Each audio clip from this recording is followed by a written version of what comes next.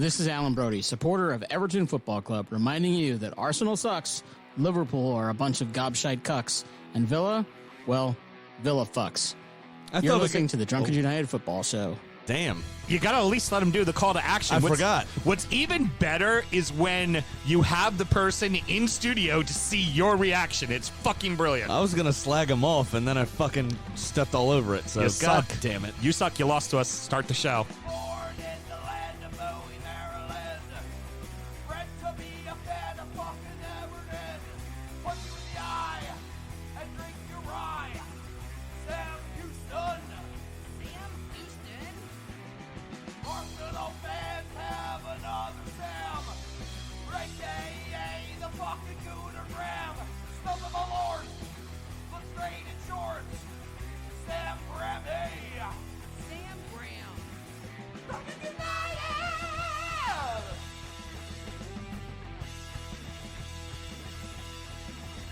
Fucking United!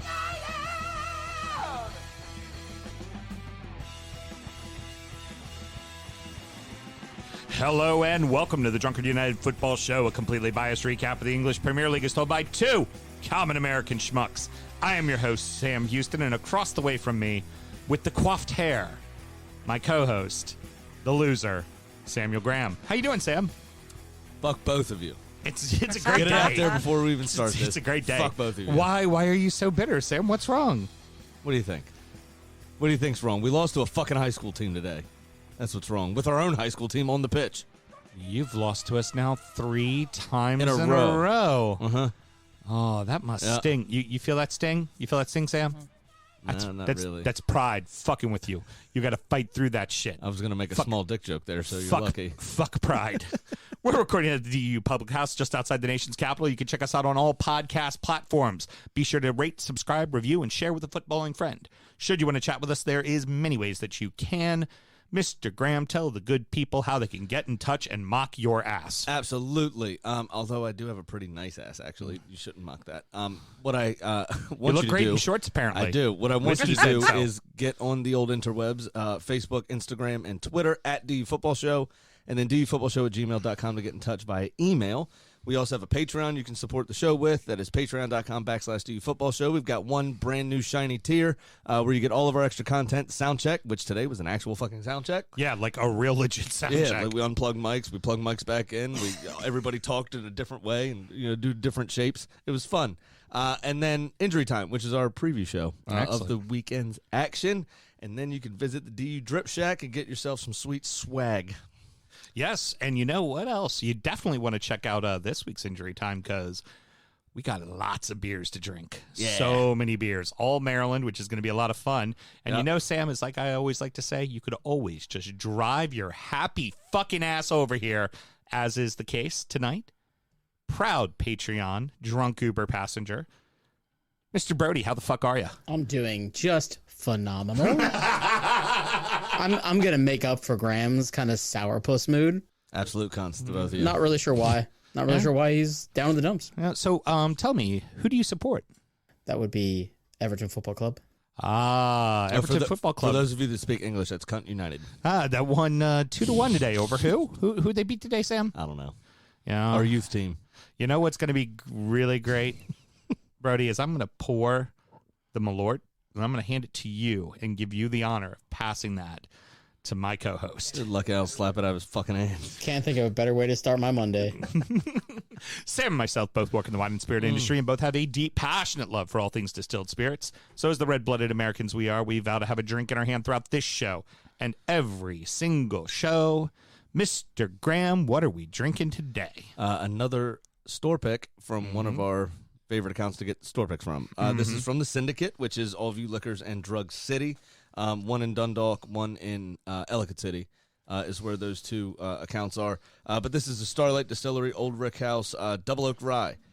It was picked by the Syndicate, as I said, 108.2 proof. It's a 5-year-old rye finished in toasted French oak barrels. It'll run you somewhere between $59.99 and $64.99 because I don't call on Drug City and I don't know what their price is. So the toasted French oak takes a lot off of the peppery bite of the rye. I was going to say, it almost has a little bit of sweetness up front, like a cognac. It's reminiscent of that Jefferson's Rye cognac finish that we drank a few weeks ago.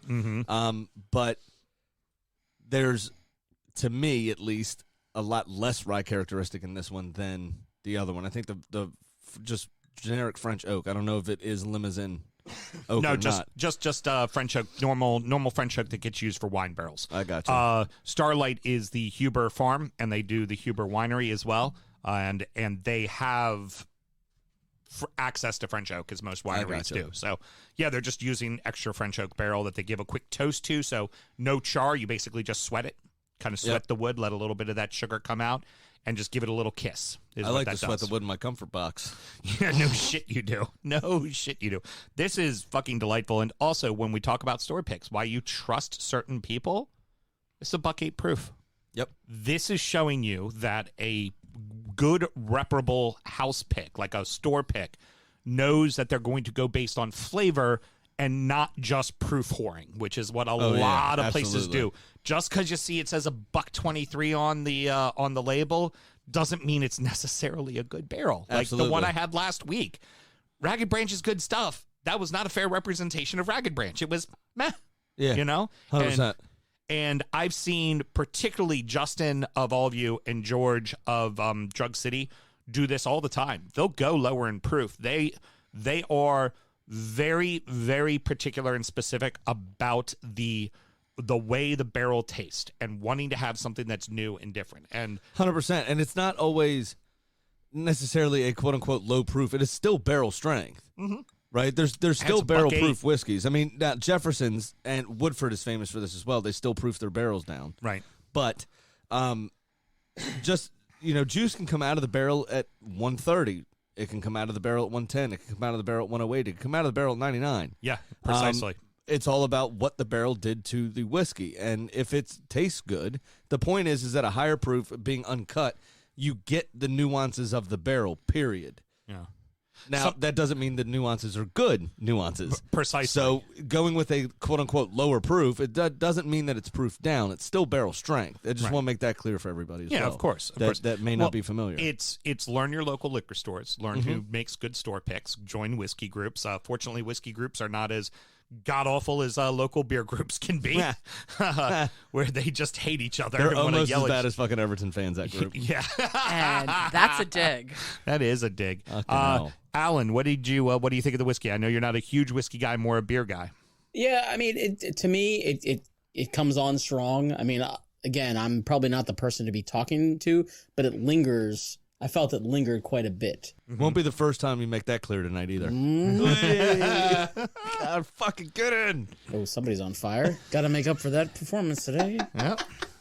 Actually, Alan, to be honest, you're exactly the opinion we want to hear, right? Because Sam and I could sit around and pontificate about whiskey all fucking day long. We have friends of ours who are very big into whiskey, and we'd sit there and do that. I'd rather talk to a person who doesn't know a lot about it, that wants to learn more about it. That means a lot more to me than anybody else. So, Sam, what else do we need to do? Always remember to drink responsibly and sign up to the Patreon so you can hear all of that fun shit. Yeah, we're going to talk about a bunch of fucking beer tonight. Yeah, ton of beers. That's where we do the beers, because we also have beers, in case you didn't know. And we do what we just did for whiskey about the beers on Injury Time. So tonight we've got probably a selection of 6 different beers that we're all going to have a taste of and run through it just like we did this. So, yeah. My can's really pretty. We also follow our side teams, our side hoes. Yep, our side hoes. We've got the Ibs of Scotland, of course. I'm telling Ben you called him your side hoe. We've got Rail Batiste. We've got Accrington. The team is, not him. If anything, he's our pimp. But we've got the Hibs from Scotland. We've got Real Betis from Spain. We've got Accrington Stanley in League One. And, so make sure you check that out, man. It's actually a really good time. You know what? And we're usually pretty fucked up for it, so it's very funny. Do you know what Ben has? A well-manicured comfort box. He does. Oh, you know what? Last Thursday was a little quiet and there wasn't much to talk about. And, of course, when you know it, this weekend had plenty going along around in the Prem. In fact, we're going to have really good games, and so that happened. But fuck you. It was the DU Derby. This is a completely biased show. We are opening with this. Everton 2, Arsenal Football Club 1. Sam, before we even get into the action, over the weekend, big story coming out of Everton. Marcel Brands leaves the club on mutual consent, essentially figuring out his severance package because he had just been signed to a 3-year deal in April. Right. Kind of a little bit of it has been the fans are in an uproar because they feel like the front office isn't taking care of the club, but a lot of the fans kind of thought Marcel Brands was the only one taking care of the club. Well, the other thing, quick question for you too, because this feels very Newcastle-ish. Oh my God, yes. Sign him to a long-term deal, fire him 6 months later. Yeah. It sounds very Newcastle-ish. Yes. But what I want to know is, in conjunction with the protests that happened, I was only able to listen to the game today because of work. I did hear that a majority of fans did actually walk out of the stadium. Wasn't that many. Oh, really? Wasn't that many. Because the commentators on Talk Sports said that it was like, and a fair few of them are actually making their way to the concourse. Like you could look throughout the stands and see a couple. You could see about, let's say a dozen areas where like 2 whole rows were empty. But that was really about it. So let's say. So you even fucked up a protest. A few hundred. Just like Newcastle. A few hundred at the most. Honestly, in the 26th minute, Everton almost scored a goal. No, I know. Well, that's like, what they were saying, is that it was, it's the 28th minute now because you can't miss your team have a chance. Yeah, exactly. Exactly it. And a lot of the rumor kind of spinning around is that Brands had one vision for the club. Rafa had another vision for the club. It's Mashiri's money. Mashiri was the reason why Rafa is coaching this team is Mashiri. That's it. It's Mashiri. He wanted him. Everybody else wanted other people, and this was who he wanted. And a few of the rumors that have come out is that the deal for Denzel Dumfries was completely done. Rafa didn't want him, so they didn't sign him. Well, so here's the thing. Rafa's the fucking coach of the team, right? He is the manager of the football club. He should have a say on what players come in because he has to fucking manage them. Mm-hmm. And no other instance is any manager like this questioned until they begin to suck, right? And we're not to that point with Rafa Benitez yet. Right. Rafa Benitez is still the manager of your team. You have a bad run of 7 games, right? But we spoke about last week, the performances in that run weren't all that bad. You weren't out of any one game except City, who isn't out of a City game. Mm-hmm. So you're not to that point with Rafa yet. He hadn't really had a chance to spend a boatload of money. Sure, that seemed like it was good. But even the commentators during the Euros were saying stuff about Dumfries. Right. This is going to be this is a one-off, right? Because he doesn't play for a particularly big side. You know, it didn't look like something that was going to be a sustainable. Well, apparently what was happening in all of this is that Brands would come with opportunities. And remember, he's the director of football, and it's much like a GM and a head coach. The GM gives you the ingredients, the coach cooks the meal, right? So he's coming with ideas, and he's also having to deal with the fact that before he got there, everybody wants to say that $500 million have been spent at Everton. Maybe 200 million of that was fucking Brands. Most of that was under the Walsh-Koeman era, and then followed that up with another just 50,000 thrown willy-nilly in the air for fucking 50 million for Big Sam. Well, for Big Sam, right? Exactly. So this kind of like there was just a lot of money thrown around, That's and the it was Iwobi project. Yeah, and then as and it's then, referred to now. And Iwobi. No, that was actually under Brands. That was a Mashiri move. That was Mashiri saying, "We are signing him. Period. End of discussion. I want to bring him in because." Kai Yorbishin, who is a super agent, close personal friends, and has the ear of one Mr. Fahad Mashiri.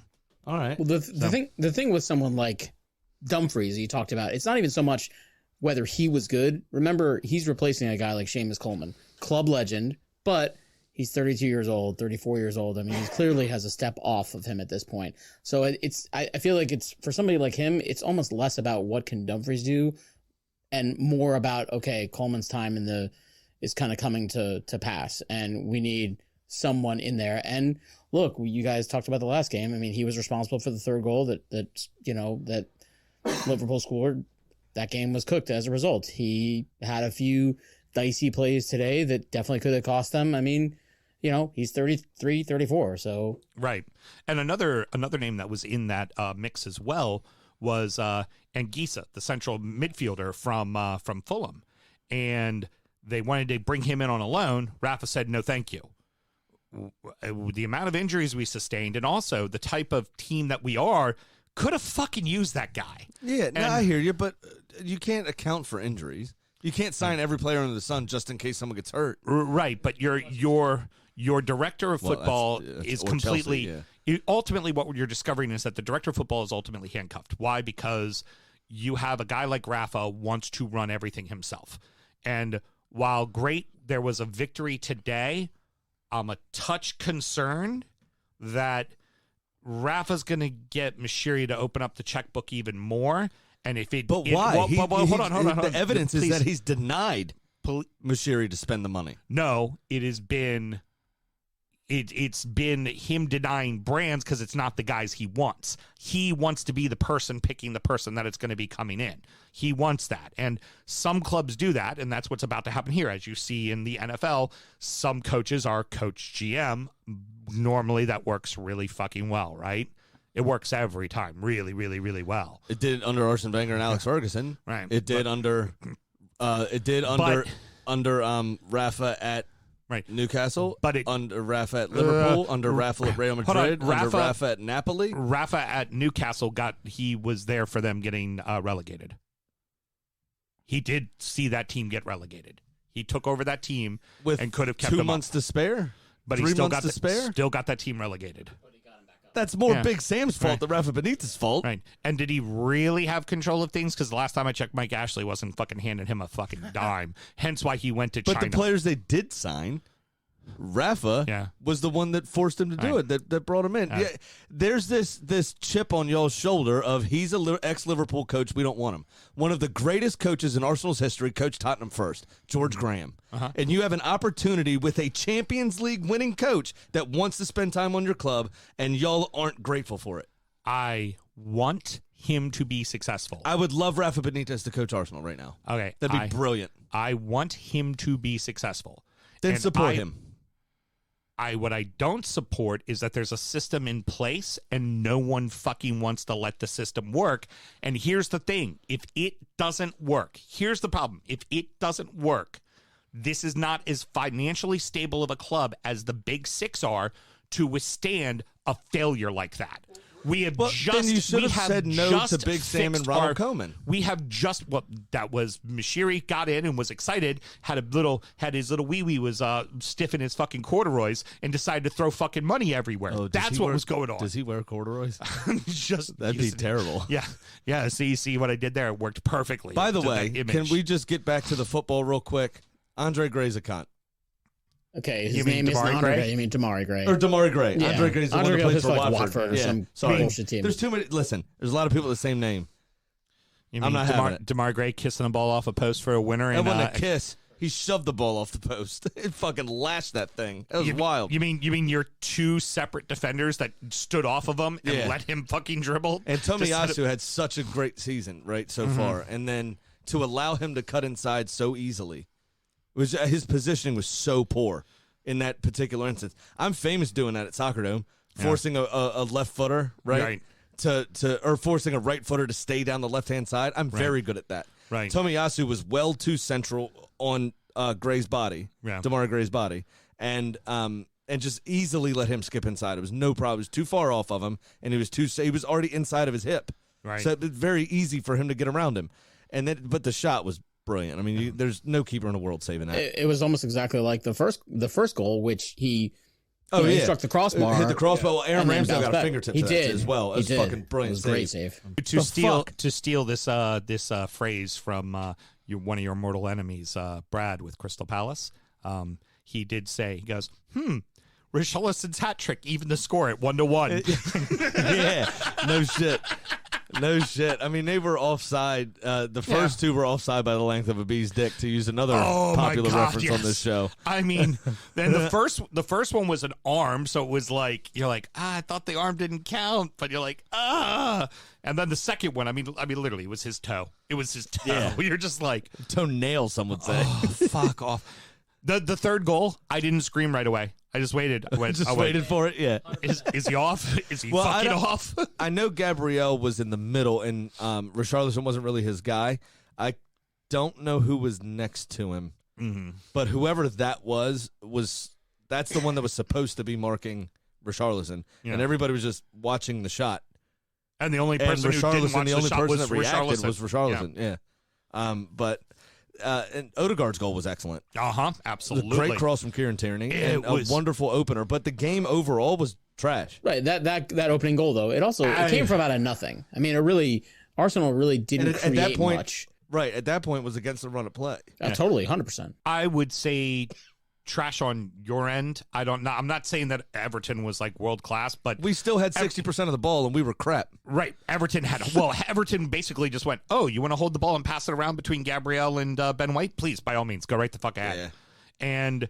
But after that second goal got disallowed, you could just tell a switch went off and you were like, oh, Arsenal's now trying to survive. Well, there's already time wasting with like 60 minutes in the second half. The wrong switch went off because it should have served as a fucking warning, and they should have stepped their game up. But instead, you all went, we're knocking on the fucking door here, and Arsenal went into a shell of themselves. Well, I'll tell you what changed the game in my mind, which I can't believe I'm actually going to say this, but it was the introduction of Andre Gomes, who came on and had great possession in the middle of the park.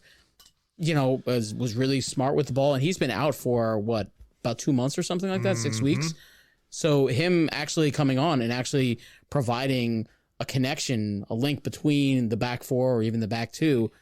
It was his assist. It was his assist to Damari Gray, and it was his hold up in the middle of the field. He beat two men to get open. He assist Damari Gray. He took a shot that Ben White blocked, and it fell to Damari Gray. The second goal. Yeah, that was the one that hit the crossbar. That was the one that hit the crossbar. Yeah. I'm sorry. Yeah. There were so many attempts on goal. I get why you were confused.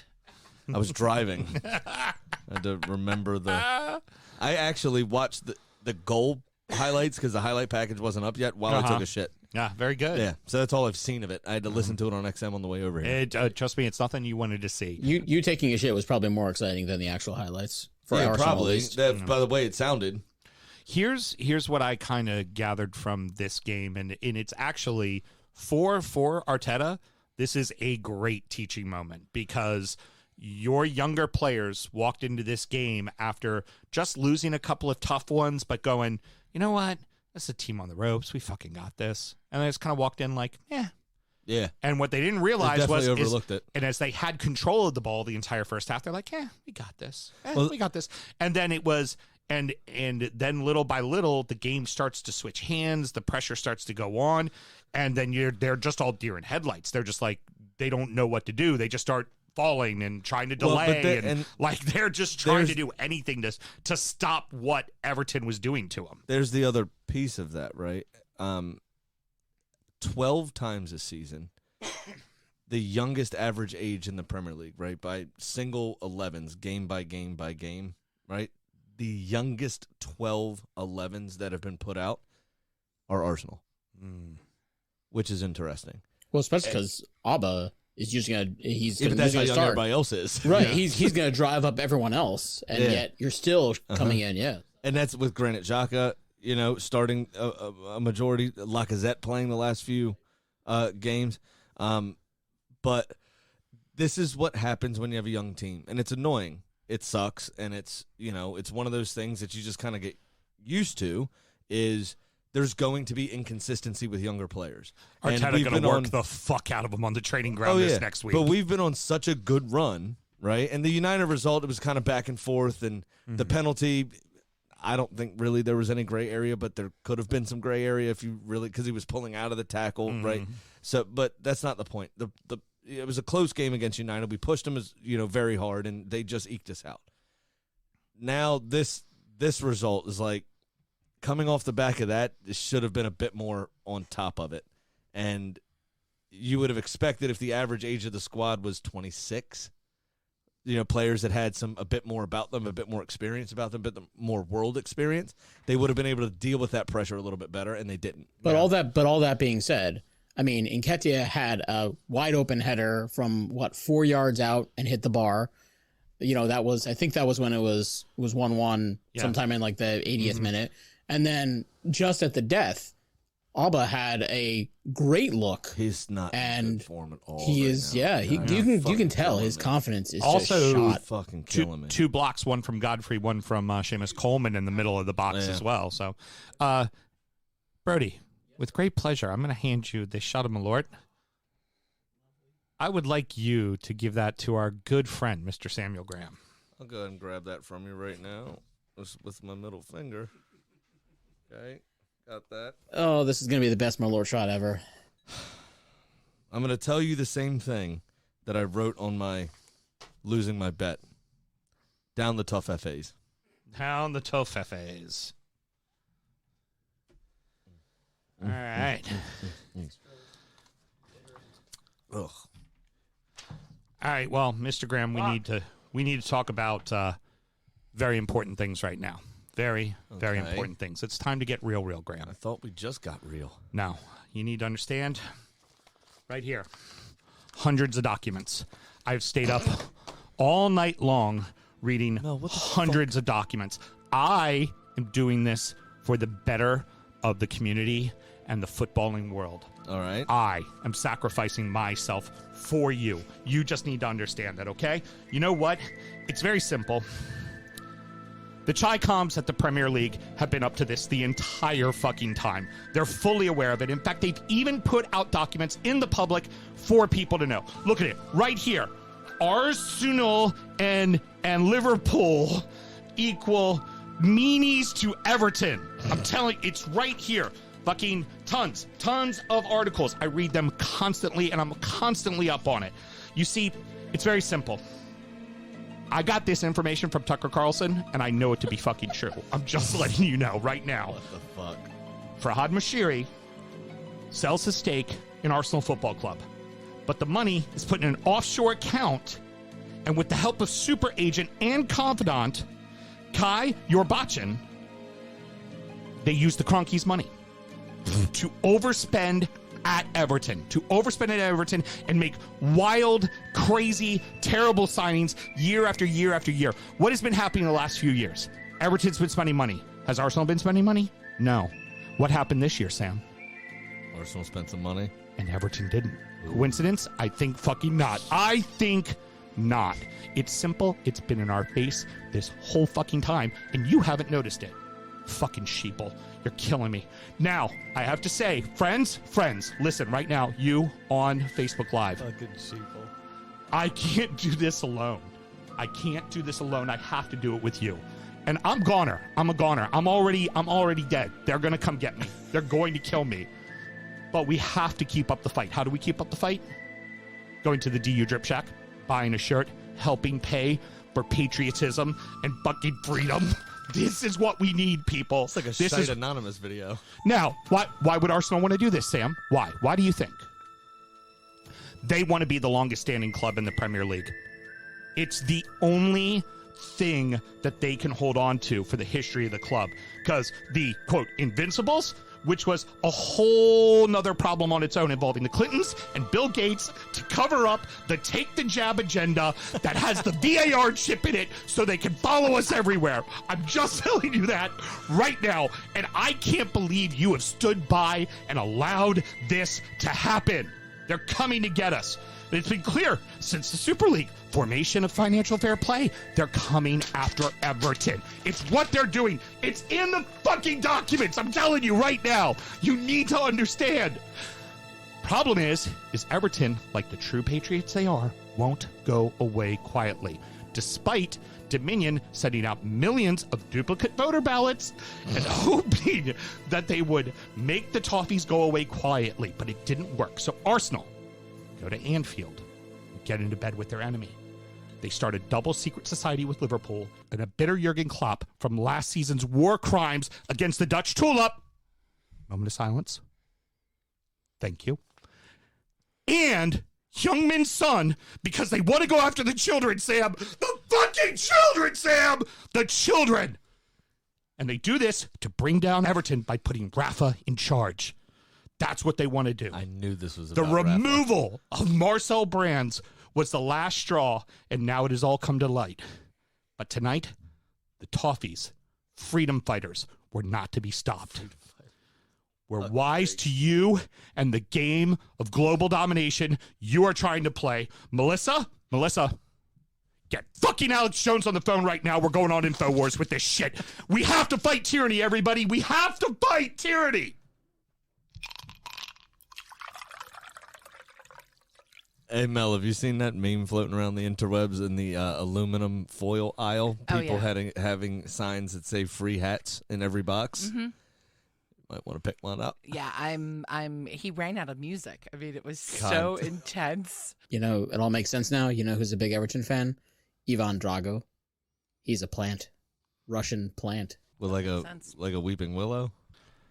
I don't know what y'all are talking about. What are y'all talking about? You know what would really suck? What if I just like morphed into one of the lizard people that was dominating the world, like right when he got done? I was like and pulled like 4 kids out of my pocket. How lizard mad people, would you be? Sam, you're mad. What are you talking about, lizard people? You're fucking crazy. I mean, Q Shaman. Top of the table has changed 3 times this weekend. First it was Chelsea, then it was Liverpool, and then it ended with Manchester City. West Ham 3, Chelsea 2, Liverpool 1, Wolverhampton 0, Man City 3, Watford 1. What a fucking match West Ham and Chelsea was. I know, and if it wasn't the DU Derby, that would have opened the show, obviously. And it kind of sucks that we're already about, 35 in? So we aren't going to be able to donate as much time to it as we normally would. But West Ham had less than 40% possession and just 5 shots on target from 11 efforts. And really, should have been 4 shots on target because that last goal was a fucking cross. Yeah, it definitely was a cross. But it was absolutely delightful. It was brilliant. It was brilliant. What a performance. David Moyes actually smiled. It was insane. It was fucking insane. Afterwards, he was laughing. He was running on the pitch. I've never seen somebody so happy. And seeing old men happy is also just quite sweet, right? That moment just reminded me of the end of Tombstone where they're like, and Tom White wept. Like the very last sentence. Yeah. Like, yeah. But it was an awesome game. It was all over the place. Mason Mount with a great fucking finish. Couldn't beat that. Arthur Masuaku, obviously, with his goal was great. The Jared Bowen goal was phenomenal. Mm-hmm. It was the game. It was a brilliant game. Mendy with a couple of fucking mistakes. Oh yeah. He's been Mr. fucking reliable all season. We always say it, right? Everybody's prone to a mistake, and for somebody that's been so reliable, it's one of those where when the mistake happens, it's like amplified, right? Because he never makes one. You know what I mean? Well, what's also going to suck for him, too, is then he'll go on like another 4 games of like not giving up any goals and making a couple of great saves. And then he'll make one gaffe and they'll be like, told you, Aretha Balaga in. It's like right now, Everton, if there's a single header scored on a set piece play, they're going to immediately go, Everton's prone to set pieces. They're prone to set pieces, even though the last 4 fucking games they haven't given up a set piece goal. Yeah. But it just suddenly that narrative comes rushing back. You know? Absolutely. And with Mendy especially, with Aretha Balaga on the bench, the most expensive goalkeeper in history, there's always going to be that kind of question over top of him. You know what I mean? Because of that. But he's been so reliable. I don't think anybody's really calling for his head yet. But up till that point, I think they've only given up 4 goals from open play all season or some shit. You know what's very interesting here for West Ham very specifically? Everybody's going to want to say, oh, this is Moyes when he was at Everton. No, this is Moyes with a decent offense. Yeah. Like, because it still has Everton that had blue. Lukaku, but it has not under Moyes. Oh, not under Moyes, you're right. Yeah. The first time they did. Louis Zaha. No. Louis Zaha. Royston Drenthe. Hey. He went on to have a very good rap career. Yeah. In Holland.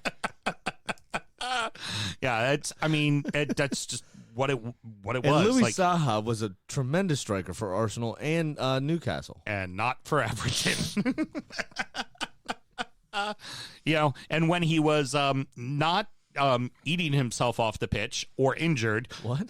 Did he have a comfort box? He had yes, he did. He feed the yak and he will score only got said about twice a year when he was on the pitch too. Yeah. And Cahill, gave you about like 5 or 6, but it was like there was no big dominant goal scorer. And this West Ham team has a lot of people who can put the ball in the back of the net. And it's not just Antonio. He's got plenty of people around him that are very capable. They do need a backup striker, though. Oh, gosh, yes. They definitely need a backup striker because also when Antonio was out, when he had to quarantine coming back from Jamaica during the last international break, Jared Bowen in a false 9 is not great. No, not at all. Not what you want to see if you're a West Ham fan. And remember, they won this game without Aaron Cresswell, who's one of their better creative players. Yep. Players at left back. He loves him a left back. He loves him a left back. But I mean, this squarely now they gain 3 points on Arsenal for the Champions League spot. I thought we were done with this. Not sure if necessarily that United, and even though Tottenham's coming up the ranks, Tottenham hasn't beaten anybody convincing yet. No, under and their Conte. fucking game in hand on us now means we could drop into 6. Yeah, which is fucking annoying. Yeah, so it's so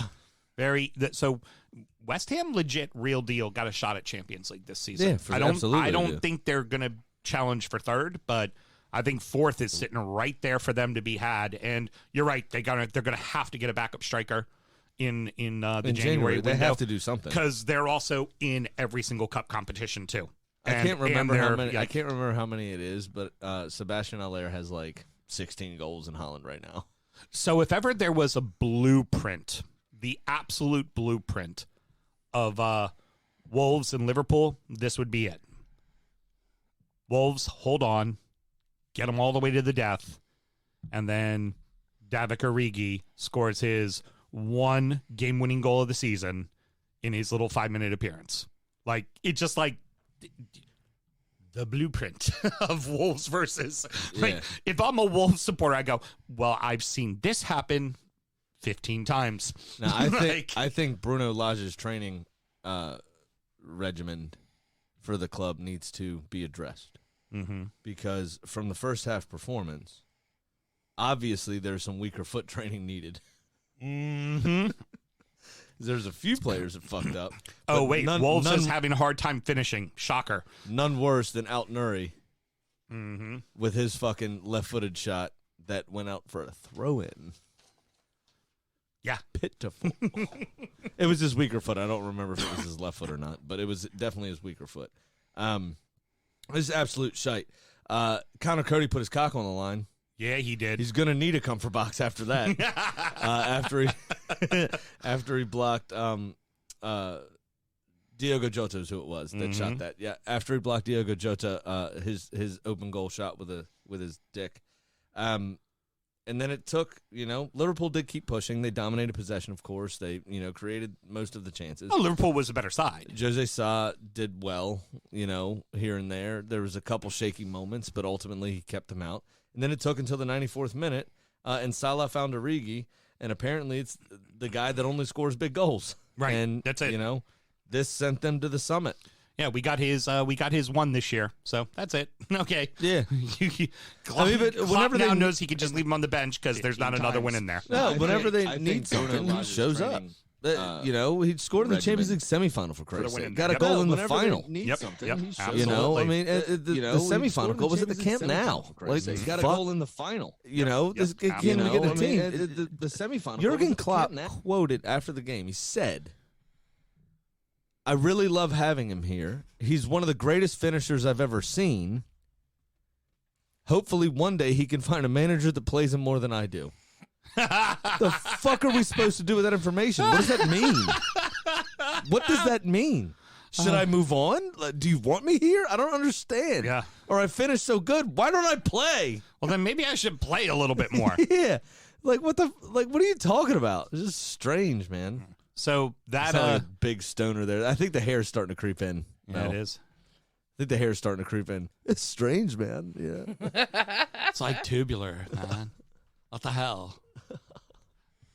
You done playing with your hair? Yeah. So their lead at the top lasted all of 2 hours. Yep. Never in doubt, Watford and City. City score almost immediately. And while Watford put up a fight, there was no doubt about it. Sam Stradamus. Yep. I said it at halftime. Watford are doing things that give City problems, but they can't do them often enough to really, turn the screw here. Mm-hmm. Sure enough, Watford's ended up scoring a goal. If you would also like some fucking boss. Sam Stradamus as well. Somebody said absolute trap game for Chelsea. I totally see West Ham winning this 3-2. I said that on. Did you say the score? Mm-hmm. I said 3-2, or it was going to be a 3-3 draw. And I said have to actually go back and listen. Oh my God, it would be the first time you've ever sound checked yourself ever. That's not true. I used to listen for the first 5 episodes we ever did. I listened to it. That's exactly the parameter you want to be listening to. And then I remembered that I hate the sound of my own voice. Yes. I stopped. You should listen to verbal tics and stuff like that. You should, What? Great. Yeah, exactly. Huh?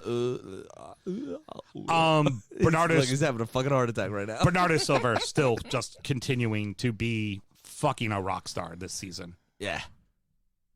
He's awesome. That was some hard-hitting analysis. He's awesome. Right there. He's awesome. You can't beat it. He Sure, wanted sure to thing, leave. Chris Farley. You remember that time you scored that goal? That was awesome. He's great. I mean, he wanted to leave in the summer. Nobody could afford him or wanted to buy him. Something happened where he ended up staying, and he was like, you know what? I'm just having my best season ever. Fuck that. I'm going to be the only undroppable in Pep's rotation system. Yeah. It's been fucking insane. And what a mazy run. He looked like a fucking downhill slalomer. Mm-hmm. Slalomist. Do we have an idea of what that is? I am not the person to ask. Yes. Slalom yay. I love it. Yeah. And There that's you go. IER at the end there. Yeah, exactly. Oh my gosh. I heard we know one. Bachmann, the keeper for Watford, That's a had deep himself. Bachmann, the keeper for Watford, had himself a hell of a game. That's Yes, got to he be did. noted. Yes, he did. That game could have been a lot worse than 3-1. Big time. Yeah, that could have Somebody been could have got a hurt to real That bad. could have been 7-8-1. Alan, quick shout out to you here real quick. With those 3 teams at the top, who do you fancy to win the title? I still think City's the best team. I mean, even without, first of all, I have to imagine they're going to do something in the January transfer window to bring in a real number 9. Because even though it's working right now, at some point, you just have to imagine you can't keep getting goals out of Silva and Jesus, Foden. Yeah. I mean, at some point, you just need a target man up there because it just, I just don't know how long they can do it. But I mean, all around, there's just so much talent. I mean, the problem, what I will say to that is that they did invent, essentially, Pep did, the false nine situation. And they're so well drilled, talented players because City has a boatload of fucking money. Well, 100 million less than they did. Fair. It's plug and play. It's just, if you work the system, you will be in a position to score a goal. It's can you do it? And they have the talent to take those chances. And if Sterling doesn't do it, Grealish does. If Grealish doesn't do it, Mahrez does. If Mahrez doesn't do it, Silva does. If Silva doesn't do it, Jesus does. If they don't do it, fucking 30,000-year-old Fernandinho comes on and fucking does it and picks out the corner. Ruben Diaz scores from the out. Yeah. It's and fucking, also, it's unfair. It's fucking unfair. It's what Newcastle wants to be. And don't look now. De Bruyne really hasn't been playing much this season Yeah. at all. And They're arguably the best player in the world, barely playing. Yeah, well, Lionel Messi did just win a Ballon d'Or, so. Yeah, but Fred also has double his goal total as well. Harry Kane's as well. Yeah, come on, Fred. Rounding out the rest of the league, and so that happened, was anything but so. Newcastle 1, Burnley 0, Southampton 1, Brighton 1, Leeds 2, Brentford 2, Man United 1, Palace 1, Spurs 3, Norwich 0, Aston Villa 2. Palace nil. Palace nil. I said, I'm sorry, Man U 1, Palace nil. Yeah. My apologies. Oh, good. Spurs 3, Norwich nil.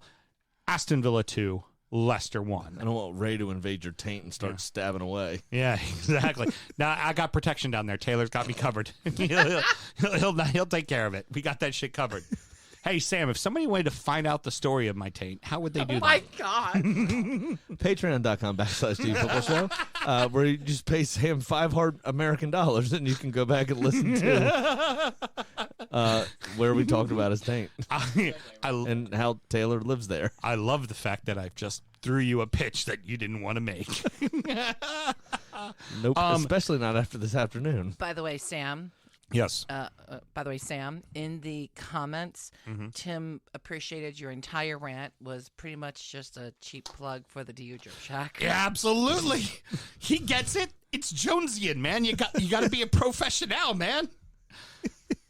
I mean, I need a Truth Is Out There shirt. I need a fucking, and then while you're wearing it, pitch Starkist Tuna. Would not be surprised if maybe producer Mel came up with a shirt by the weekend. Yeah, maybe you need Power Formula B that will take care of all your mind and makes you more focused and hyper laser active and ready to rock and roll. Like it's like Richard Keys type shit, isn't it? Yeah. Are you gonna sell DU vitamins? Yeah. Well, No. I'm not getting involved in that game. I sold drugs once. Not good.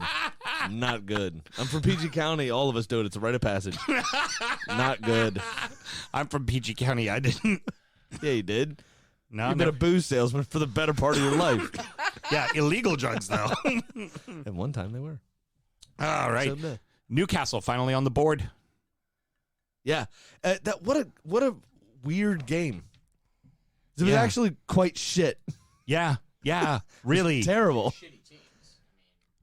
I mean, 2 really crappy teams. Yeah, but now that being said, Eddie Howe, we said the same thing about Norwich, said the same thing about Villa to an extent, where things kind of became stale under their managers, and they didn't really have a purpose. They didn't have a system, like a proper system anymore. And installing these new managers, this is why you fire a coach and bring someone else in. You can see they're starting to take shape. Right? Watford is a great example. They were fucking at 6s and 7s for the entire beginning of the season. And then Ranieri comes in. It took him 180 minutes after the game. He said, right? Then you can go, I really love having him. They didn't do that before. He's one of the greatest finishers. They never played that formation. They didn't play. Oh, that guy. Who's that guy? Never seen him before. They have a real proper manager now, and they're actually giving people games. They look dangerous from time to time. Are they very good? No. That comes down, in my opinion, to the skill of the players. You saw that in you definitely saw that in Newcastle today. This weekend with Eddie Howe, it was like, oh, that's what they're trying to do. You can see, oh look, they worked on their shape in training this week. We talked about that with Palace earlier in the season. Oh look, they worked on not being so old this week. Newcastle finally getting on the board is, I mean, you hate to say it so early, but it's the nail in the coffin already for Norwich. Norwich is 10 goals behind in goal difference to Newcastle at 19. Yeah, minus 23 to minus 13. It's going to be really hard to make up, especially with Josh Sargent in front. Not putting in anything, just missing sitters. Because gingers don't have souls. I look straight down the barrel for that. Who's Jonesy and now over there, huh, Killer? What? Yeah, exactly. I mean, he knows my sister. He knows it's true. Yeah, true. Exactly. Now, I know it is a fair statement. Now, are we supposed to start being worried about Burnley? Because when we just talked about goal differential there, they're only at -7. So no, they're not why giving should we up worry goals. about Burnley? Their coach doesn't get cold, apparently. So they're going to be fine. He eats earthworms. Yeah. Great source of protein. It's going to be great. And I've also heard he's an exceptional player at looky-like game. Yeah, and if you don't know what that is, you just hit him with a wet fish or whatever the fuck that was. Do I worry for Burnley? No. Have other teams fallen into that we're too big to go down or we'll always get through it? Well, if you look at Coventry in the 90s, if you look at Leeds, if you look at how many teams have done that, have gone, we're too big to go down, or, we always pull it out. We always figure it out. Like, how do you, you can't get people out of that mentality because all you have to go on is history. But here's the problem with Burnley as I see it this year is that the hallmark of a Sean Dyche team has always been defense, the back line. I'm shocked. They only have two. They only have 2 clean sheets this year, which is surprising. I mean, Pope is a good keeper. He was responsible for the goal against the Callum Wilson goal against by Newcastle, and I mean he spilled a. I mean, he clattered in his own player, but I don't really think that's anyone's fault necessarily. I mean, he came down on top of another player. Should he have done better? Sure, but.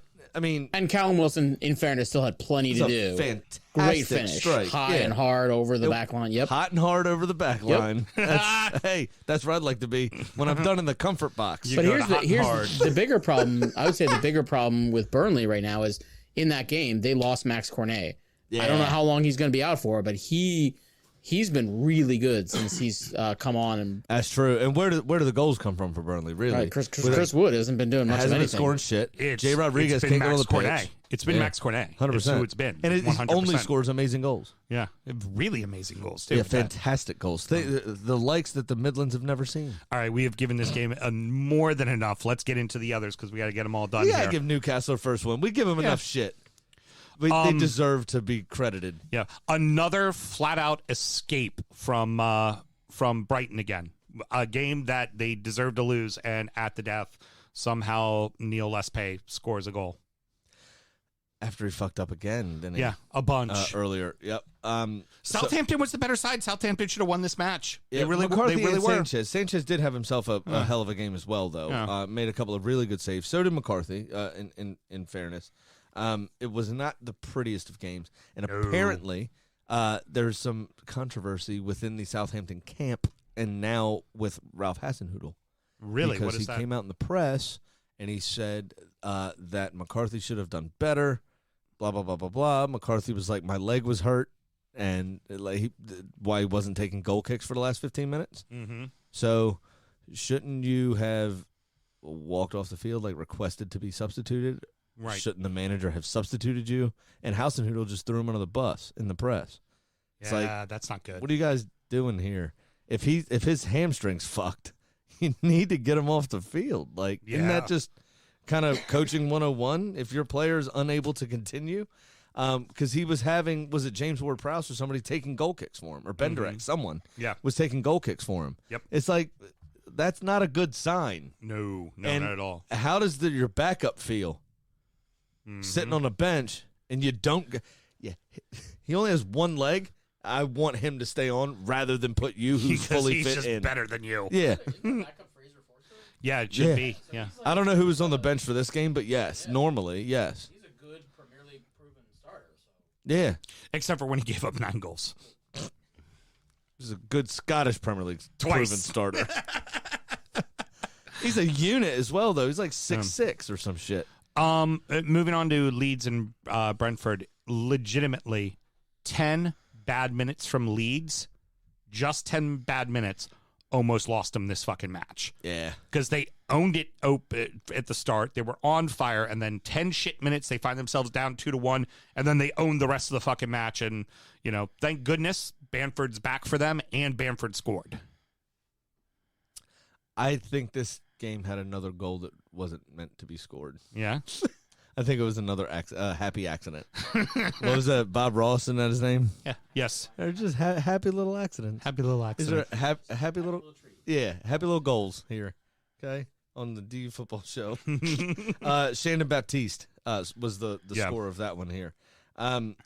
But yeah, I mean, it was a fairly even game. Another kind of ugly affairs, bit of rotation. Again, this is the time of year where the football isn't necessarily the best because the games come thick and fast and players get changed out. Right. The big positive for Leeds in this game, though, is Patrick Bamford did make his return after playing a couple times for the U23s to get up to fitness. And when he came in, he looked pretty sharp and got on the score sheet. So you can't really knock that necessarily, but Leeds are going to have to start putting games away if they're going to not get sucked into this relegation battle. So remember when Leeds came up, the other half of Bro Geckel, Mr. Geckel, had come on the show to talk about Leeds, and it said Bamford's frustrating because he doesn't score goals, but he does all the thankless work up top. And you don't notice how important he is to that Leeds side until you have seen this year where he's just not there. Because him coming up to the Premier League and scoring 14 goals isn't what he does. He normally misses a bunch of chances, but he does all the thankless work. And you start to notice, good hold-up play, great passing to the wings. Which is also quite strange because he's quite posh. Yeah. He went to a private school. So just very interesting. Alan, you were about to say something. Yeah, well, I was just going to say, Leeds has had, I think, 2 or 3 results this year where they've either drawn at the death or gotten... Or won at the death. Yeah, there was one. The other last week was a penalty in the 93rd minute or something. So they're on 16. They're on 16 points, and they have their next 4. I looked this up: at Chelsea, at City, home to Arsenal, at Liverpool. Ouch. There's 3 points in there somewhere. By Boxing Day, Probably against you. That was the joke. Thanks, By Sam. Boxing Day, yikes. Dick. You had to say it out loud. Hey, Taylor's watching. Sometimes you need to talk very clear and concisely to the camera. Talk clear and concisely. To the taint. So, yeah, that's all. I'd like to see you get down there and do that again. That's pretty humorous. Yeah, that's you're absolutely that schedule's a murderer's row coming up. Yeah, it really is. Ugly. Yeah. You know what United finally looked like? Still dog shit. Urgent. There was actual urgency to their play, trying to push the action, not just the walk on the field. We're Manchester United, suck our dicks and allow us to fucking beat you kind of attitude that they had the entire time under Ole. Well, there was this nostalgia factor with Ole. It was like, we want it to be the Manchester United of old. This is the Manchester United way and all this kind of bullshit. It's like, get fucked because it's different players. It's people that don't care. There's no system. You're not a good coach. Shut the fuck up. And he wouldn't even park in Sir Alex Ferguson's parking spot. Get the fuck out of here with all that bullshit. Right. If anything, drive over the sign that says this is Sir Alex's parking spot and walk in, put your bollocks on a fucking table and say this is my goddamn club now, respect me. Yeah. And he never did because he's a fucking gym teacher. Anyway, Fred. Norwegian gym teacher. Fred. Yeah. What the fuck? I said it and I went through and started looking on Twitter. I said cue all the Manchester United supporters dropping to their knees in 3, 2, 1 and we love Fred. I'm like, I have photographic proof that just a day ago you wanted him to die and he was the Antichrist and he is why your team is failing. Yeah. I have photographic proof. Yeah. Well, you know Fred at Mount Airy. Yeah. Why is it that everyone named Fred is kind of a hapless cunt? Super nice people. You like seeing them happy. You want to talk to them. You want to be friends with them. But they're just kind of hapless and in their own little world. That's Fred. That's footballer Fred. Also, that Fred that I know. But it's somebody, a meme circulating, was probably about the last 10 days or so, where Fred was getting a note from the bench and he turned around, had this giant smile on his face, and then it had a zoom in on the note, and it was very obviously fucked with, but it said "Don't shoot again ever," which is very funny. And that goal was with his off foot. Oh yeah, it was beautifully played. And somebody else said, one of the other pundits I listened to on a different podcast said that somebody should have tomorrow morning, today, should have in Ragnick's dossier for the morning, like his morning briefing thing, should have Fred doesn't do this every weekend, just like as a full page ad in front of the dossier, so he doesn't get too excited about it. So one thing that we do have to forgive Thor Ragnarok for is the fact that Vieira went old school Premier League football on him. He went, try to rough it up. I'm winning the first 20 minutes. You're not scoring. Yeah. Then I'm going to win the next 20 minutes, and then I'm going to escape the half. And then I'm going to come out and I'm going to win the next 20. And Crystal Palace executed it perfectly, and it took a fucking worldie to lose. Well, part of the problem, I think, though, was they didn't use Zaha particularly well. No. They had Dallo, who hasn't played a lot of football at all. They had Lindelof, who has very obvious mistakes in his game, very, very obvious shortcomings. And they have one of the better wingers in the Premier League running at both of those players on that side of the field. And they did not let him loose at all. One would debate that their probably greatest problem is that they allowed Jordan Ayew on the field so he could be inside the 6 to miss an absolute sitter that then turned around and Fred scores the goal right after that. It's fucking pitiful. Jordan Ayew's a fucking pitiful footballer. Yeah, I could do a better job than that. I'll tell you what. Next week, in the current form I'm in, yeah, I could do a better job than that. Yeah, that's saying something because you ain't in your best form there, killer. That's what I'm saying. That's my point. He sucks. Jordan Ayew sucks. That's what I also said at the start of that segment when I talked about that was your greatest mistake was letting Jordan Ayew be on the so field bad inside the 6. He's worse than Fred. I'd rather have Fred in my team than Jordan Ayew. Well, clearly because Fred fucking scored and Ayew didn't, and Fred scored from a tricky angle. Fred has more league goals than Lionel Messi and Harry Kane. What world are we living in? So, go figure. Spurs are in 6th place. Fuck Spurs. All of a sudden, in 6th. Now, one could say the toughest competition they faced was a 0-0 draw against a completely depleted Everton. That was their toughest competition they've probably faced since Conte's come on. Yeah, since Conte's been there, because remember they got a 1-0 win at City the first game of the season. No, I'm talking about Conte specifically. Yeah, since Conte's been there, so absolutely. I'm more interested to see what they do when they play somebody decent. But that said, Lucas Moura, you see that first goal, that mazy run? It was. That was, what's his name? Who was the other mazy run? Harvey Barnes. That was Harvey Barnes-esque, that goal. Not Sask, don't worry. You have time to practice that one. It was, I have time to practice excuses why Harvey Barnes was on my bench. The Canaries had almost 60% of the ball. Yeah. So Conte just kind of went, you guys suck. Sit back, and we'll hit them on the counter. Dare you. I dare you, Dino. Yeah. Go for it. I double dog dare you. Go ahead. But from all of that possession, they only managed one shot on target, Norwich. And then Davinson Sanchez scored a goal. Yeah. Even rarer than a Fred goal. Which is pretty weird. And then Son had very, very quick feet, obviously.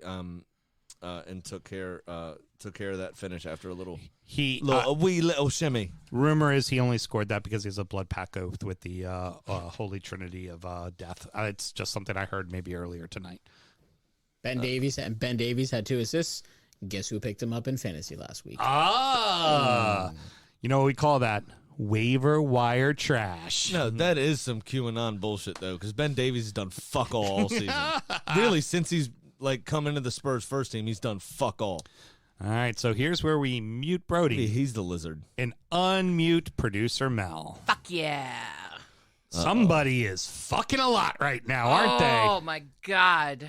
They have passion in their pants, and they're not afraid to show it. Crazy fucking game, wasn't it? Know it? Can I quickly just enhance the Liverpool QAnon shit real quick? Mm-hmm, please. Did you see the amount of cocksucking that NBC Sports did for Steven Gerrard meeting Brendan Rodgers for the first time since the Scottish Premiership, and only the third time since Brendan Rodgers managed that slipping thug? I mean, it's almost as much as they talked about Virgil van Dijk returning to Goodison Park last week. I want to know how much the Henrys and Fenway Sports Group have a stake in NBC. Oh, just wait. It's to that point because the other half of NBC is owned by the Pittsburgh Penguins, who anytime NBC has the coverage of the Caps Penguins game, it's just like a fucking penguin cockfest all over the face. Just wait till next week when we play Liverpool. Yeah. It's going to be USA, on USA, who apparently January 2022 is making a big change with sports, which I assume means NBC Sports is getting gobbled up by USA, and USA is changing formats potentially. Well, that's also going to piss me off because I love my hungover Sunday SVU marathon. So I got to Big problem with that. Yeah. Okay. I mean, Daddy likes 10 hours of fucking Olivia Benson, you know? Yeah. Come on. You know, there's a streaming service for that. I need iced tea directly in my veins. I don't need Tutuola. loading. I don't need loading Tutuola symbols. right fucking Yeah. here, man. Fuck right yeah. fucking here. Yeah. And then right after, listen to Cop Killer. Now, Maloney, back in the day. ironically, I want to see him doing crazy shit like Happy and all that stuff. Although him in organized crime, it's pretty good. Yeah. It's pretty hits fucking all good. the nostalgia buttons. It hits all the buttons you want, especially now because they have all the Law and Order cops be like, he's a renegade, he's a risky. You're like, Yeah. you're like, yeah, Yes, fucking please. is. Yes, please. This is actually, we're doing this game a disservice because it was one of the better games of the It weekend. was such a good game. This game would have been first segment if it wasn't for the DU derby. Yeah, it would have been this in West Ham. Yeah, no doubt about 100%. it. No doubt about it. They were incredible. Let's talk about fucking Casper Schmeichel, that a little cunt. fucking bitch. Mel doesn't use cunt very often. No. But when she does, it cuts. It's powerful. It It's cuts powerful. deep. You mean him on his knees? Oh, my hand. He kicked my hand, my fingers. And then later he's like, I'm cool. Now, that probably did hurt. I've thought about this immediately, and I didn't ask you on the phone this weekend because I wanted to hear it on the show, and I wanted an honest reaction out of myself. Was that a goal? Should Jacob Ramsey's goal have stood? 100% yes. Yes. I He did not completely have. agree. He did Tim not Howard. have. Tim Howard said Howard as much. even did it. Yep. I liked Tim Howard said apparently it wasn't a goal, which the rule is, and by the still shot, it looked like it should have been called back. Oh, Because his VAR fingers were on wants it. let you see what you want to see. But Everything looks worse, quote unquote. Exactly. On a replay. You do a still frame. It looks like his hand is pushing the ball on the ground. Technically, the keeper, even though Casper did not have control of that, the keeper has control of the ball if his hand or fingers are between that and a surface like the ground, except when it's a rebound, which it was off of him. Yeah, he had just Well, made a save, yeah. and then it's a rebound, so that becomes null and void. And I say, if Ramsey doesn't kick that ball, does that ball stay underneath his hand? Fuck no, it No. doesn't. It slides out from underneath his hand. He never had control of that ball at Never. all. It was absolutely a goal. Yeah. And that is coming from a keeper. No, that is not it. That is a 50-50 ball. I tend to agree. Yep. Harvey Barnes' goal was awesome. Get that out of the way. Fantastic. Mazy little run. It was. But Emmy Martinez had a very Aaron Ramsdale-esque save. in this game. That fucking with the back on header his that was game. behind him, and he tapped it up over the bar. It was like he was channeling a mix of Aaron Ramsdale and Willie Mays all in one. So Smokey's texting me during the game because I couldn't talk in the DU group because producer Mel was in Facebook jail. So Smokey and I were texting, and he was just like, El Gato! I was like, yeah, he's back in form. It's fucking nuts. I'm surprised he didn't get up to a hump. yeah, the The cameras didn't just show that. now I'm also sure he did. I'm sure he did. Yeah. no, he got up from doing it, walked over and just took like a big slug of water. Like, yeah, I'm the motherfucker. That's me. Yeah, while he's Now- doing it, his hips are swiveling. Yeah. It's a Now tick, also, yes. if you don't mind me entertaining this real quick, also as a keeper, making that save, the over your back, going backwards, flick it over the post save. I didn't get to do that often, but I did it a few times. And that save, everything slows down.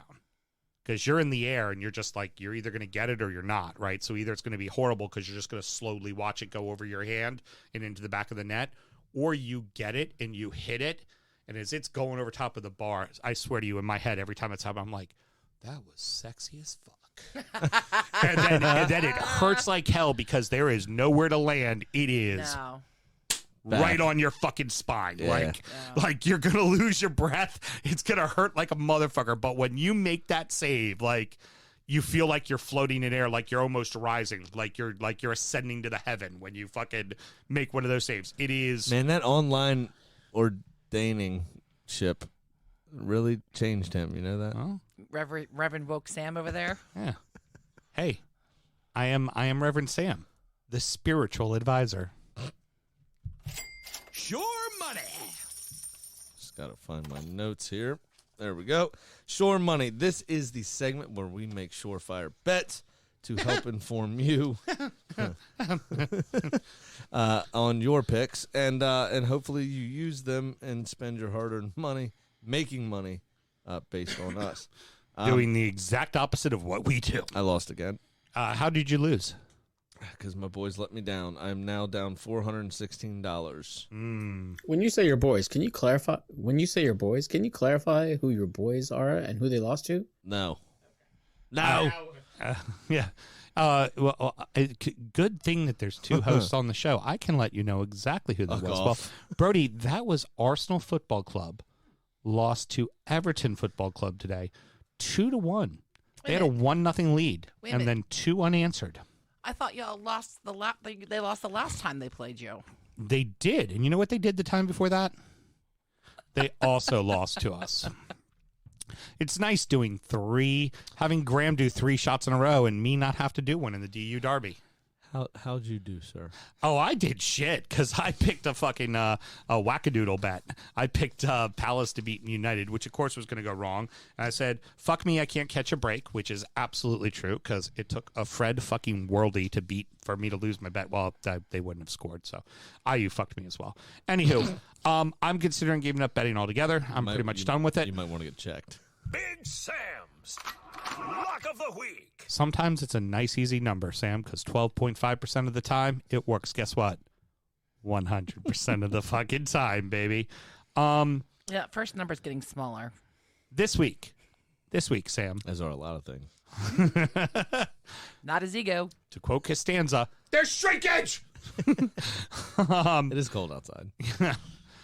This week, I'm going to take the over 3.5 goals in Southampton and Arsenal. So, Sam, make sure you win 4-0 or you win 3-1 or lose 3-1. I don't fucking care. Just make sure there's 4 fucking goals. And if that hits, I will make, I didn't even fucking put it down. I want to say it was plus 200. So I'll have to double check. I didn't even type down the odds. I got all that excited about it. Let me know for when I make this Instagram post, and I'll make sure we put it out there. Okay, excellent. 4 goals. Did you watch Arsenal today? It's not often that he gets the chance, so let him take digs at me. 3 times in a row they've had the chance. All right.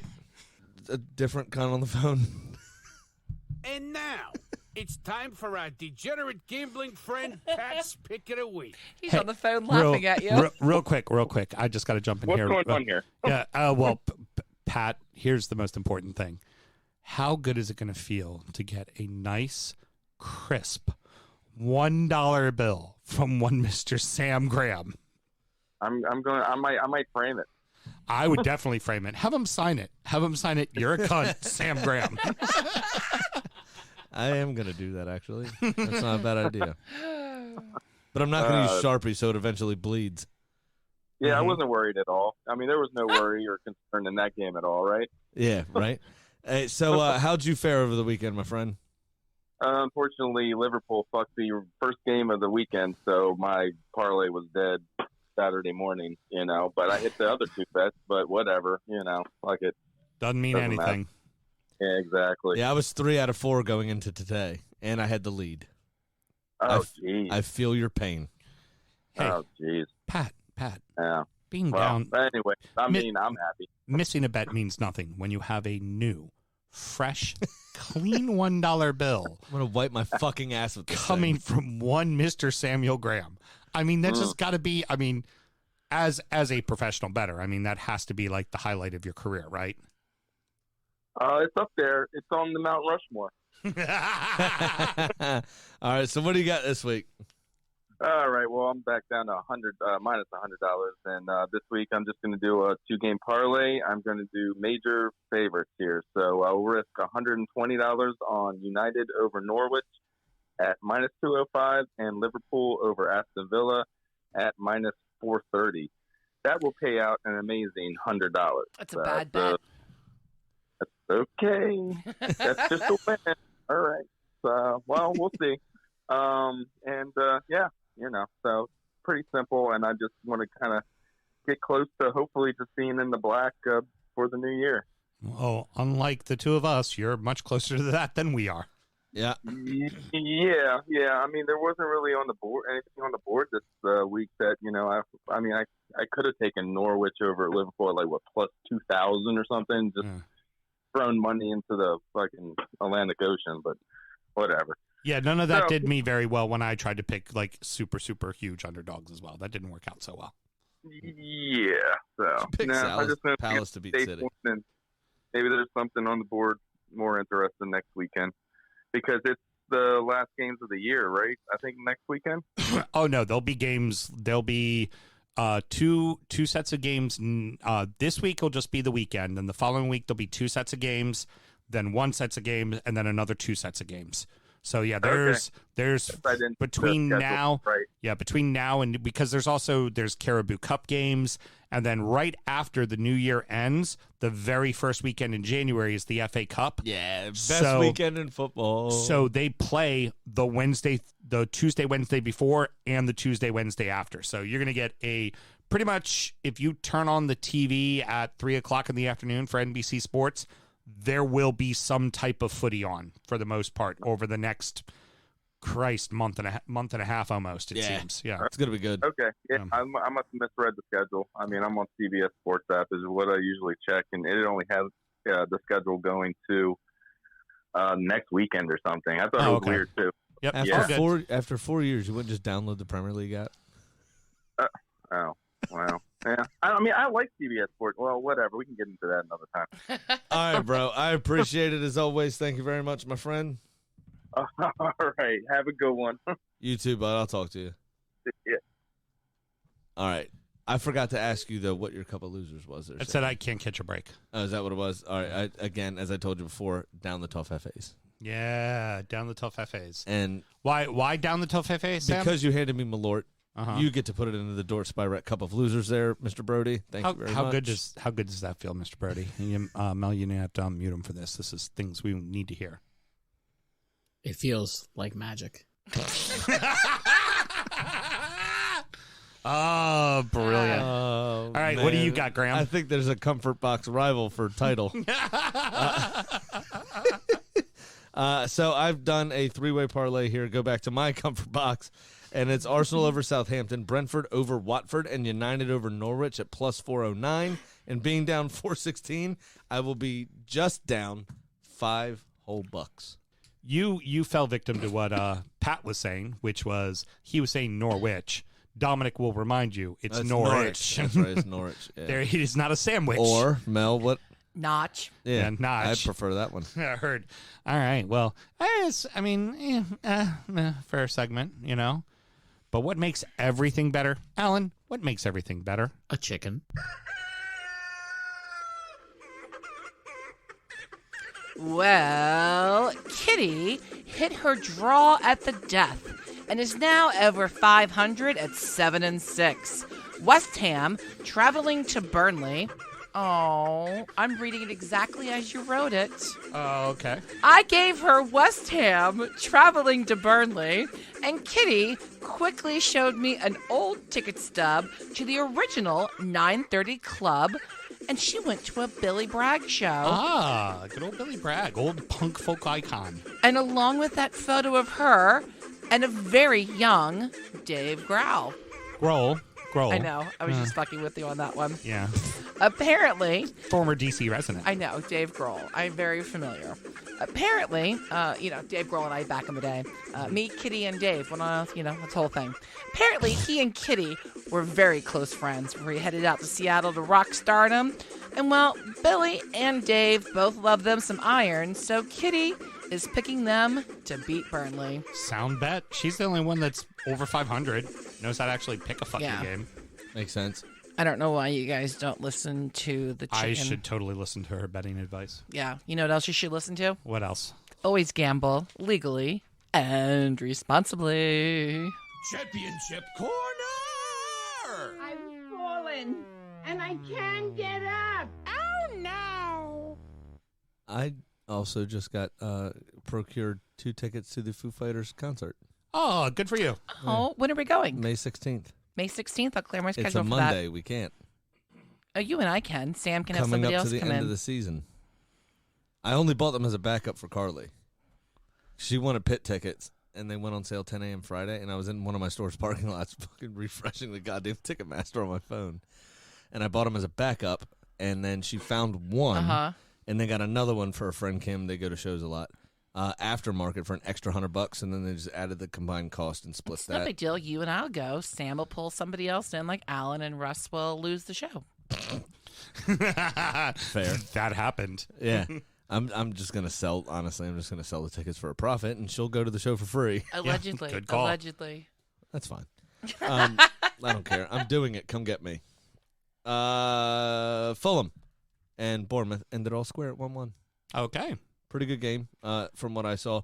West Brom got back on track with a 2-0 win.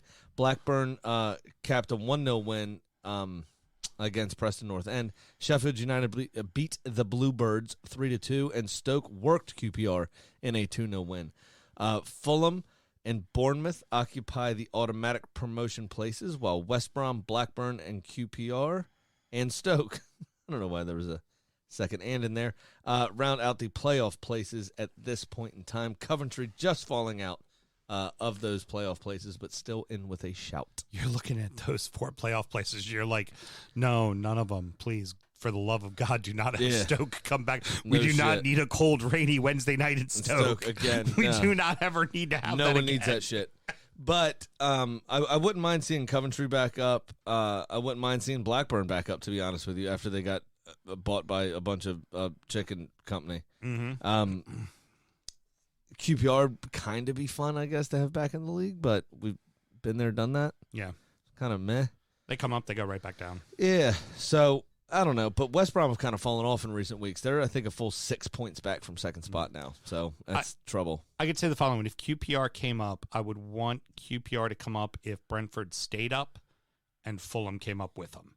Because then you have all 4 teams in West London. Well, particularly those 3, because they all know they're not Chelsea, right? But those 3 all fucking hate each other. Does Fulham really hate anyone? Okay, no, their supporters don't, but the players on the field don't much care for Brentford or QPR.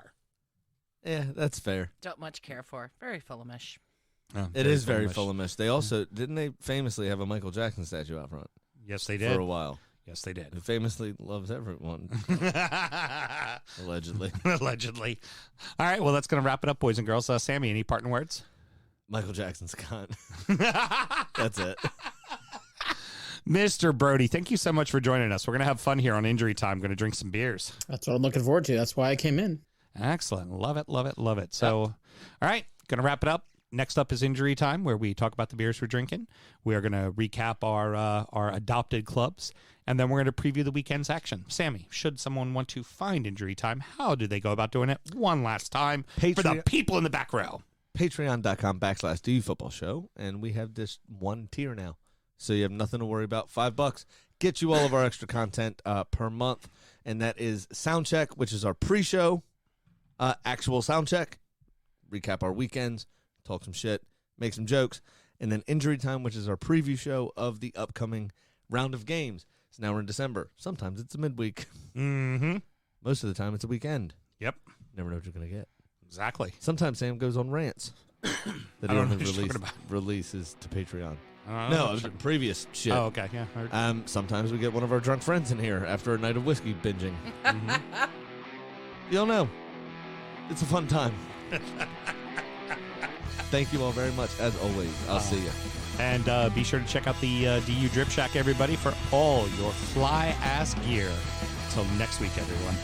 Peace. Born in the land of Bowie, Maryland. Bred to be a fan of fucking Everton. Punch you in the eye and drink your rye. Sam Houston. Sam Houston? Arsenal fans have another Sam. AKA the fucking Gooner Graham. Stump of a lord. Look straight in shorts. Sam Graham, hey. Sam Graham. Brooklyn United!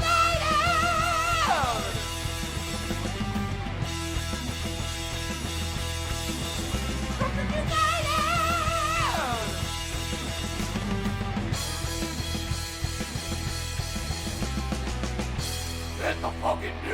on.